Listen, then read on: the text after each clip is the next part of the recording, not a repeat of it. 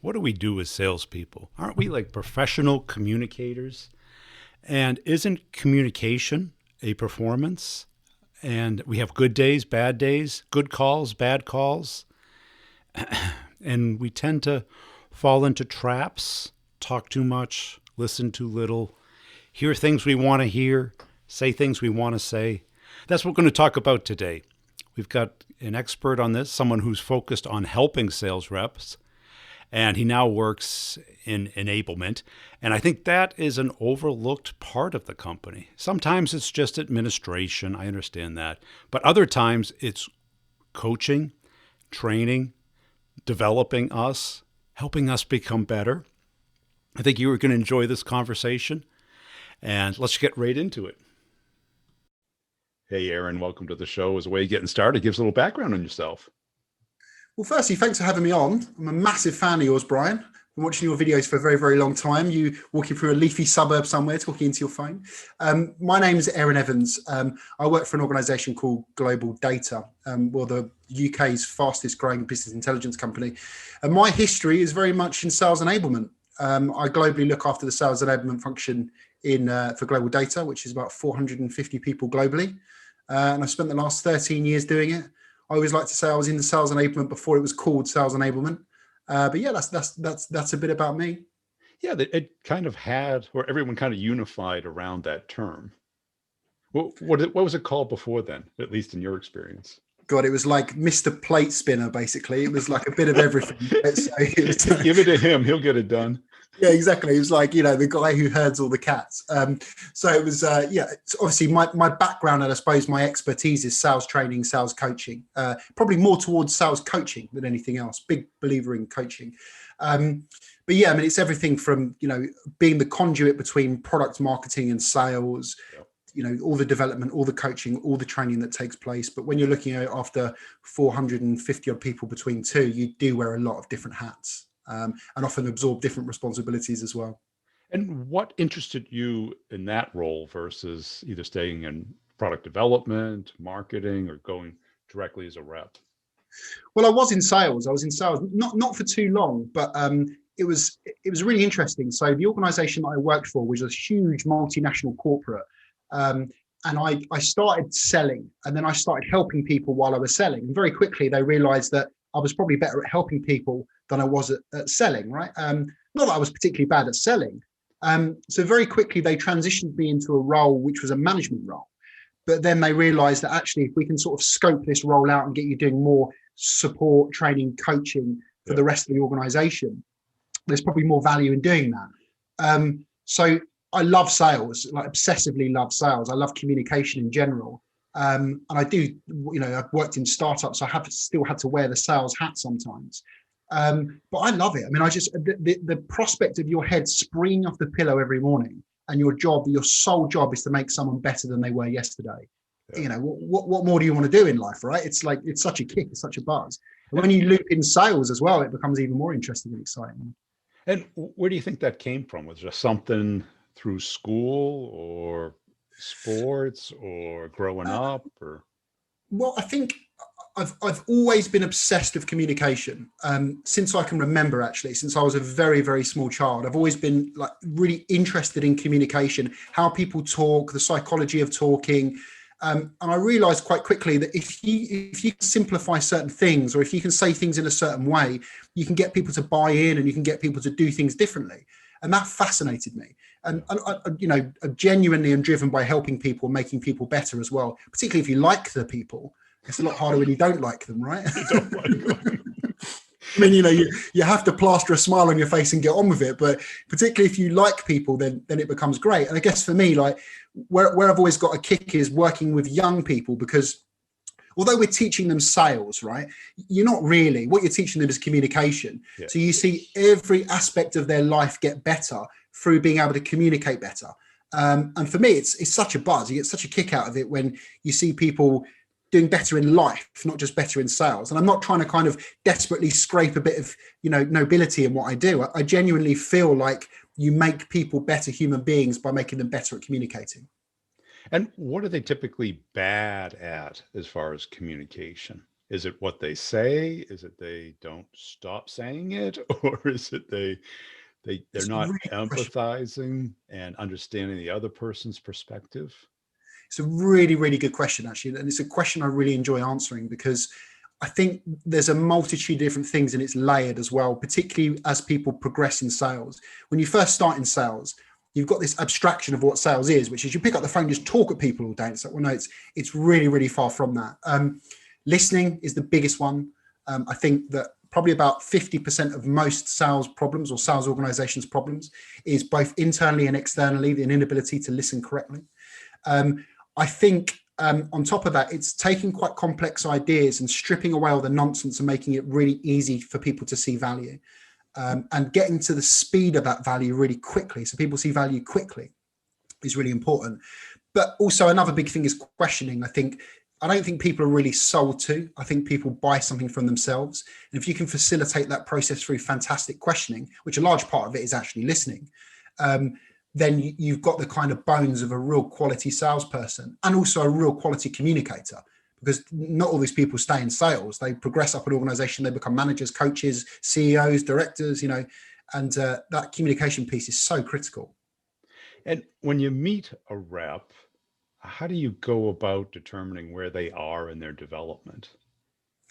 The first thing I always check for is coachability. If someone isn't coachable, you're basically going to spend the next hour banging your head against a brick wall. So I like to ask a lot of metacognition questions to get them thinking about thinking and getting them to expose how they think about things. And then very quickly, you can get an insight into how coachable they are. So to give some practical examples to your listeners, one of the best ways of doing this is spotting listening in the interview stage. Spotting coachability in the interview stage. Because if you hire someone who's not coachable, you're left with a lemon for the next 6 months, however long it is until you get rid of them, right? So I often say things like, how do you think this interview's gone? If you could improve one thing about this interview, what would you do? And then I say to them, okay, let's do it. So then you get to see them give themselves feedback, then apply that feedback and see how well they can apply that feedback. And often these metacognition questions are great as well. So it's like, Brian, what do you think I think of you?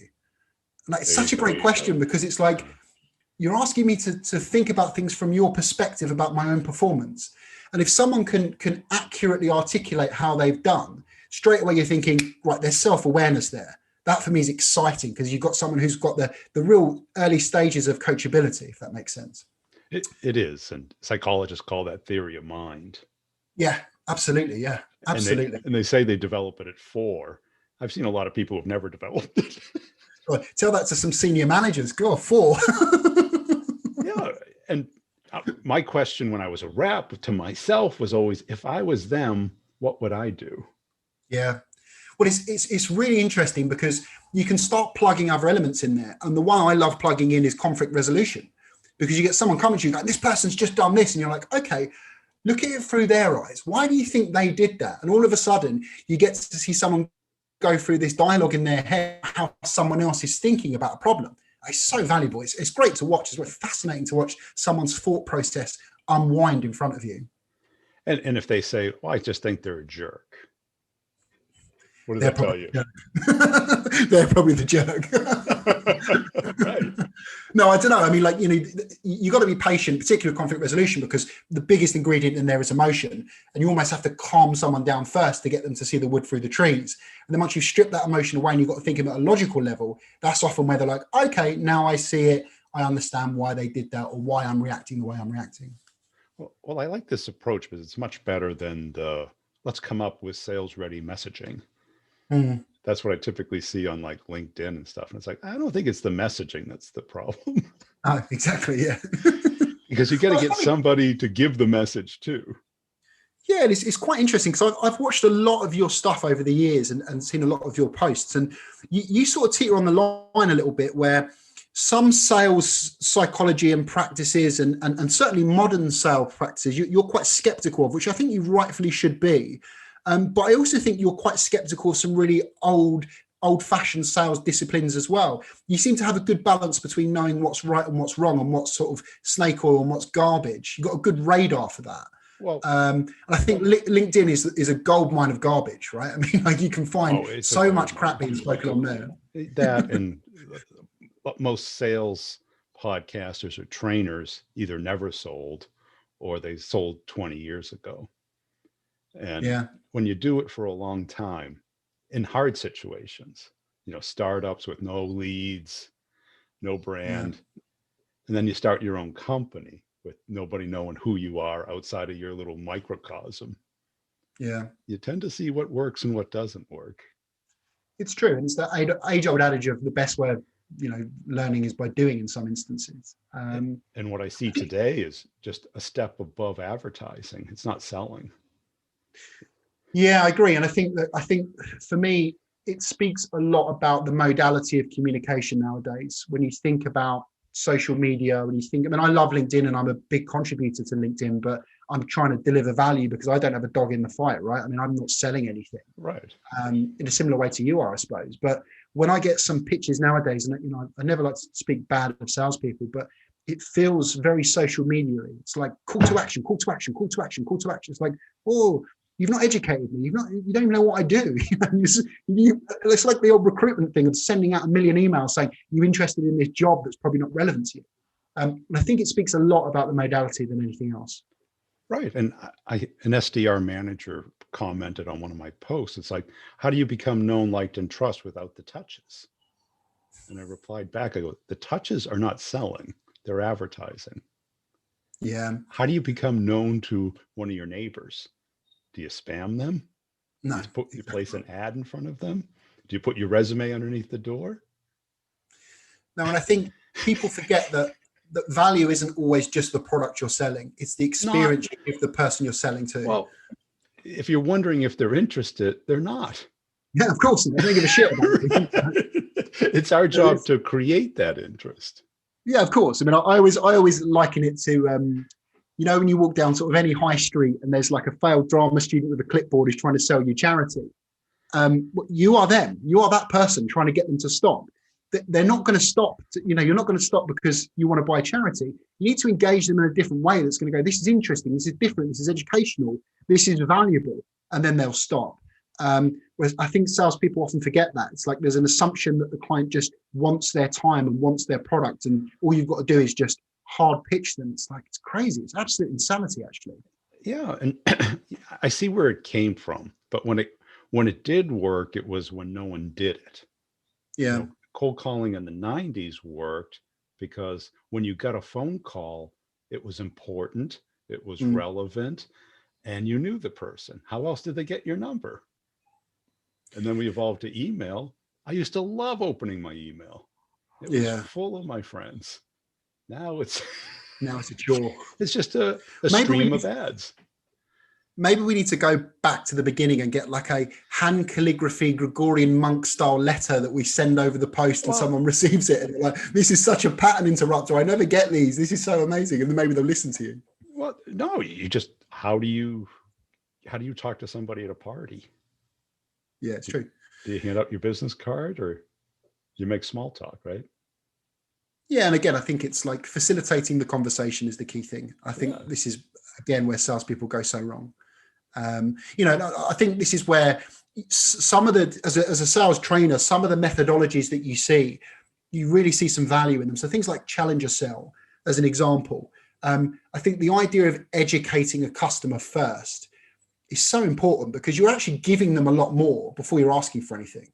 So one of the principles we train is definitely around, look, every interaction, you've got to give the customer something they didn't know before about the market, about the competitors, about what's happening in their job role, whatever it is, give them something to educate them. And then you've added a bit of value. Do that 3 or 4 times, you earn the right to ask for something back. Or at least the customer sees the value enough to go, can you show me how I can solve this problem? Right. Why are you friends with your friends? You have something in common and you give each other time, attention, and your shared experience. Yeah. So when they ask you to help move their furniture when they're moving, you don't mind doing that. That is the test of a true friend. I never ask anymore because I'm worried they're going to ask me back. So I don't even ask people to help me anymore. Well, do this. Go through the list of friends that you have and ask yourself, did I help them move at one time? It is a 1-for-1 on my list. Maybe that is the ultimate sign of a true friendship. Have they literally lugged your belongings from one place to another on their weekend. Because what is the last thing you want to do on your weekend? So true. It's so true. It's so true. Oh, it's so true. And how do you build trust? It's through giving, right? It's through Reciprocity, giving, yes. caring, listening, being curious about someone else and someone else's problems, concerns, pains, and then the solution becomes so obvious. Right. If you just pitch, what are you? You're an advertisement. Yeah, it's true. It's very true. And how can you tell? Do you get involved in the hiring process as well, or? Sometimes I train on hiring, so yes, indirectly, yes. Have you cracked the code on that, or is that still a Well, black art? yes and no. I think there's two parts to it. There's the way, well, there's actually three parts to it. There's the way you hire in the type of talent that you look for. There's the way that you onboard that talent, which is basically setting them up for success. But then there's the indicators you look for to whether they are successful. You get one of those three things wrong, it's a waste of everyone's time anyway, regardless of the person you hire. So we're very, very hot on getting the right talent in, making sure they have a really smooth onboarding process where they're upskilled and knowledgeable and set up for success. And then lastly, measuring the right things. Like this whole thing around first deal, it's like, I've never understood that. We celebrate someone getting their first deal in. It's like, no, I'd rather you've built meaningful pipeline for the next year of your career. That for me is a key indicator. You've got good quality pipeline that's going to eventually close. Whereas what you create is this boom and bust culture where people go, I've got my first deal in, and they don't book for 6 months or 7 months because they've just done all they can to get that first deal in. So that's just an example of looking for the right things to judge people on when they're in the business. But it's so complicated, right? Because even if you forget about hard skills, you've got culture. And you could get some of the brightest people in the world in a room and ask them to find out whether someone's a good culture fit, and most of them wouldn't have a clue. So yeah, I mean, like it's tricky, and it doesn't surprise me some of the statistics around attrition and retention. Yeah, it's insane right now. And I think the key problem is they put them on something that's really, really hard at first, and there's almost little to no success for a long period of time, and that becomes learned helplessness. Yeah, well, we know what sales is like as well, right? No one's going to put you in their business and go, great news, here's the best territory ever. You're now selling on that in your first month in the business. Yeah, oh, and you've got no pipeline. Don't worry, we'll wait. It's like, it's not like that in sales. But you got to prime the well a little bit. You got to like maybe put them on inbound for the first 3 months so that they're used to talking to people, or maybe upsell on an existing account, or maybe helps an existing rep out. Yeah, and it's about de-risking them, right? You don't want them calling, potential customers who they're concerned through where they don't know the proposition. But I think for me, the issue is that majority of recruitment that people get right is actually graduate recruitment, because they get someone who's paid next to nothing to learn the job really, really well. And in a year's time, they're superstars because they've got the right attitude. It's just the patience that businesses have. They constantly want to go and hire at the middle of the market.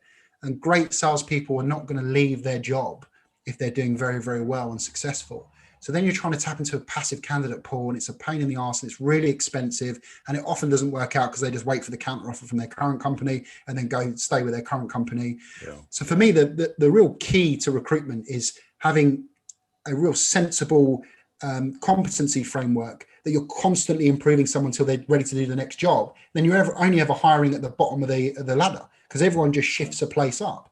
But it requires a lot of effort, time, concentration, and businesses aren't prepared to do it, and they don't see the immediate value, but it's very valuable in a year, 2 years when you're not paying any recruitment fees.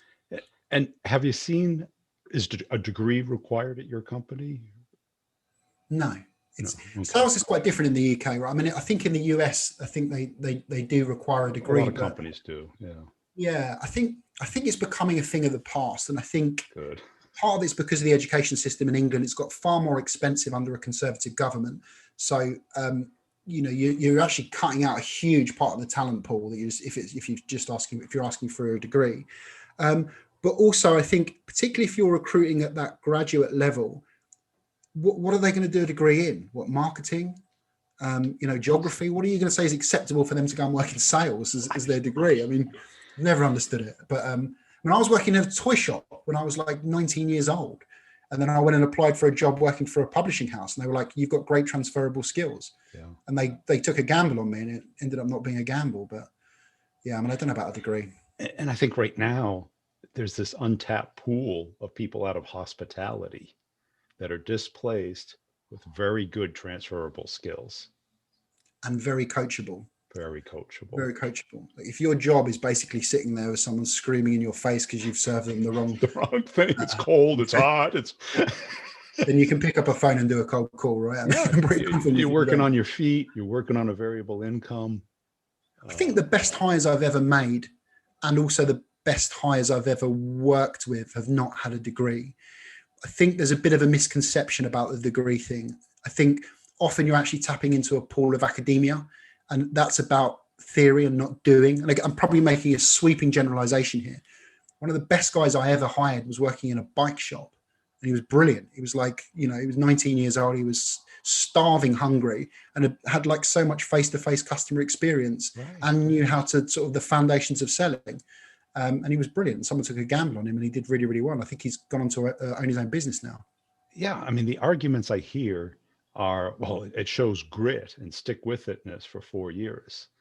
But it's like, it might, if they paid for it and, they work the summers, the people I see going, you go away, you got Columbus Day, Thanksgiving, Christmas, then you got spring break. It's like, that's grit. Yeah. Do you know what's really interesting as well? There's a great book called Coddling of the American Mind. And it opened my eyes up to how much of my work as a trainer is done undoing bad thought habits for people who've gone through the education system, both in the US and in the UK. Spent a lot of time in the US and worked with a lot of US candidates. And they come into the workplace with some really bad habits cognitively, and the way they think about problems, how protected they are, the way they think about interactions with people. And I take great pride in kind of smashing those walls down to open their mind up a little bit and let them see about the type of opportunity there is, how if you just change the way you are a little bit, stop expecting the world to change around you. And the education system can do that. Well, that's it, because the classic education system is you sit in a class, you do what you're told, you take notes, you take a quiz, a midterm, you do a paper, and it's not performance-based, it's knowledge-based. 100%. And sales is not a knowledge profession. You have to know stuff, but you're a performer. Communication is not a knowledge thing. We all know how to speak, right? Yeah, no, I guess this is the if you can sum it up, I suppose, is that I've always said that sales is 50% science, 50% art, right? Like if you've got a great sales process with the best content and the best this, that, and the other, you can't plug anyone in there and they're going to be successful. You need someone to make that come alive, right? And then by the same token, you can't just go, right, you've got the gift of the gab, go and sell to people. Right. There's got to be structure, process, content, the right things that are going to enable that personality to come alive. And a great analogy is like a Shakespearean actor. If you just get any old schmuck off the street to read Shakespeare on stage, it's not going to be entertaining. And Shakespeare's wonderful text isn't going to come alive, right? Come alive, yeah. And if you've got a Shakespearean actor who's speaking, who's reading Shakespearean text, it's beautiful. It's two worlds coming together, and the science and the art work so perfectly in tandem. And that's what sales is like. It's people buy from people, but you've also got to have the right processes and structures in place to make it easy for people to buy from people. Yeah, because I'm sure you've heard this when you talk to salespeople. They ask you, like, what would you do in this situation? And if you fall into that trap and you tell them, the immediate answer is going to be, I did that. It's like, yes, you read Shakespeare's lines, but you didn't bring it to life. Yeah. And that distinction is the difference between being successful and not. Yeah.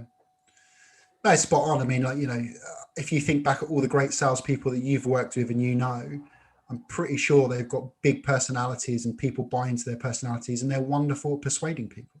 Well, on the last 2 years, I've been on this tear to interview the best salespeople in the world.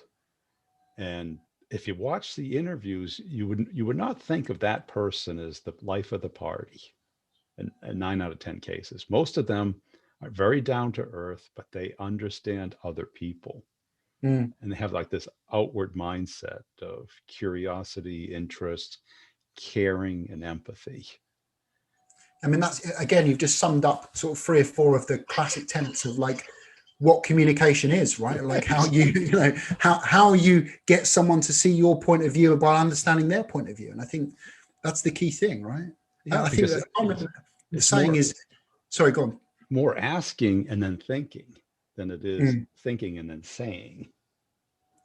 Yeah, and I think this is where, for me, there's a Venn diagram of sales and coaching that overlap, where the best salespeople coach a client into a decision, and the best coaches coach someone into knowledge as opposed to telling. And again, it's sort of summing up what we were saying before about speak, speak, speak, give, give, give, where it's like, actually, no, like let's help someone explore and understand and get to that conclusion through coaching them the right way.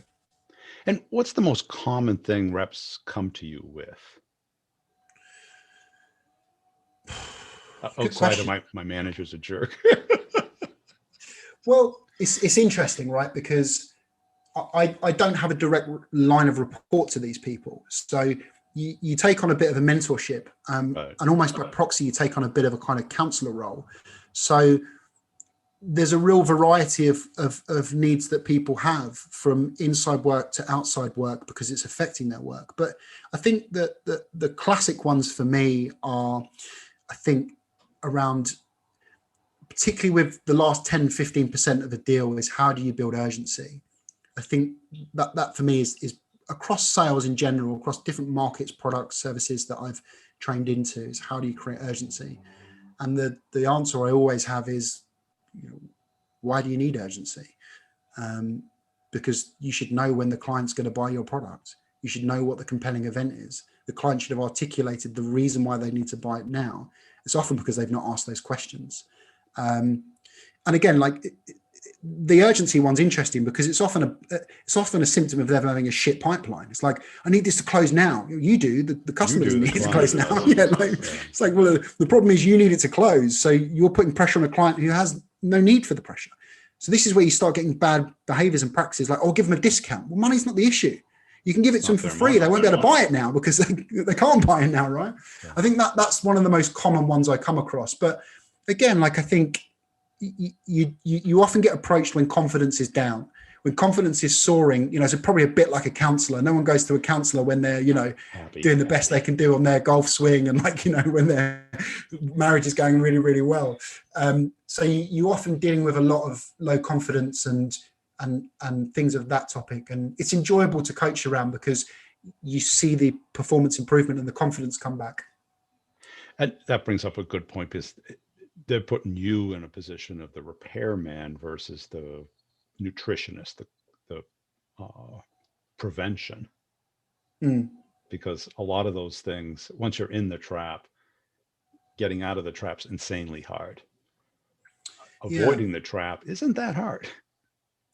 No, and I guess this is the difference between coaching and management, is that managers at a local level should be coaching and mindful and on top of their reps so they don't fall into those confidence lulls and bad traps. But as you and I probably both know, the role of a sales manager is so stretched nowadays with the sort of things they need to do, is that often they don't do the most important thing, which is make their reps better. But yeah, again, like, I think it's a bit like a servicing. I get called in to go, these are my internal customers. Sometimes you're being called in when it's too late and you can't prevent it from happening, but you can build mechanisms in place to stop it happening again. And that's really exciting in itself, because you're making someone think about things in a different way of the same problem next time, or even a different problem, because of the way that you've got them to think about it, which is very exciting. And how do you avoid the enablement traps of, the QBR, the kickoff, getting stuck in the admin of enablement instead of the execution of enablement?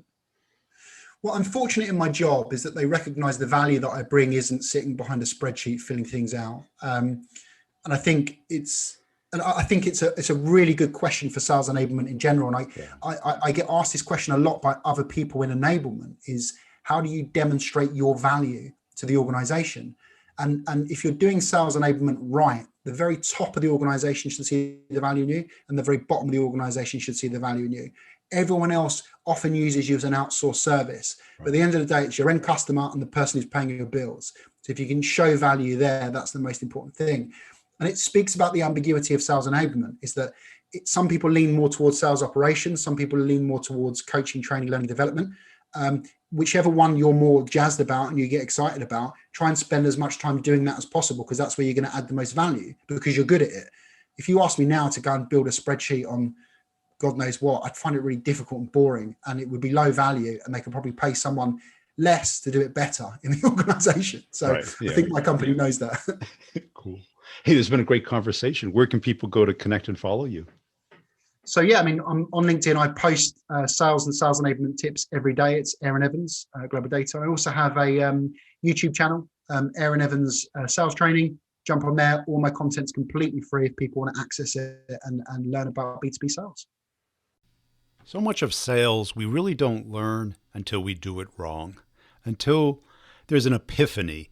There's a moment where we recognize or are enlightened to something that we can do better. Maybe it's listening to ourselves. Maybe it's reviewing a particular call. Maybe it's when somebody else points it out. Or you're shown a better way. Or you learn from other people's mistakes. Or you learn from your own mistakes. But that's what selling's all about. It is a constant, never-ending level of improvement. We have to become better every day. We can't rest on our laurels, because guess what happens? It doesn't work very well. Start the conversation, get the meeting is a course all about this. It's how to build a conversation, how to start where the other person is. And what gets in our way? Our confirmation bias, our belief that we understand the world perfectly and that we get it. We know that. We got it. All set, thanks. But we fit it into that little crater in our head of what we do know. But it's incomplete. It's inaccurate. It's a little off. That's what we have to work on as salespeople, is how do we become better at it every day? How do we find those quirks, those little skills that we need, eliminate the things that are getting in our way and become better? So go check it out at b2brevenue.com. The course is Start the Conversation, Get the Meeting. To answer the questions, there's a frequently asked questions video on the YouTube channel. If that doesn't answer all your questions, send me an email. The course includes 3 major components. There's all the content, meaning video-based content that you consume at your pace. None of it's gated. You can move as fast or as slow as you want. You have access to it for a year. You can pay all at once in one payment, or you can pay in monthly payments, 12 monthly payments. But it's not a subscription, it's not a membership, and it doesn't auto-renew. So after the 12 monthly payments are done, there's no auto-renew in any way. But what you have is a way of hearing, watching, participating, and getting better. So it has the content. It has office hours, which is an hour meetup every other Friday, 2 p.m. Eastern, that's live on Zoom. And it's all question-based, topic-based, case study-based. And the other is unlimited one-on-ones, which is you and me in a coaching session, applying the course once you've taken it to your particular situation and how to get better at doing it. So there's those 3 major components. Nobody else offers this. And the course has a network effect, meaning that with every person who joins and participates, the course gets more robust and better. So you get to learn and grow with other people. That's it. Check it out at b2brevenue.com and send me an email. All the information's in the show notes below. But send me a question. Don't say what course is best for me. What course is best for you is which one solves your problem. Is it getting meetings, or is it winning complex sales? So as long as you're in B2B sales and your people are visible somewhere on the internet, it works incredibly well. That's it. We'll see you next time.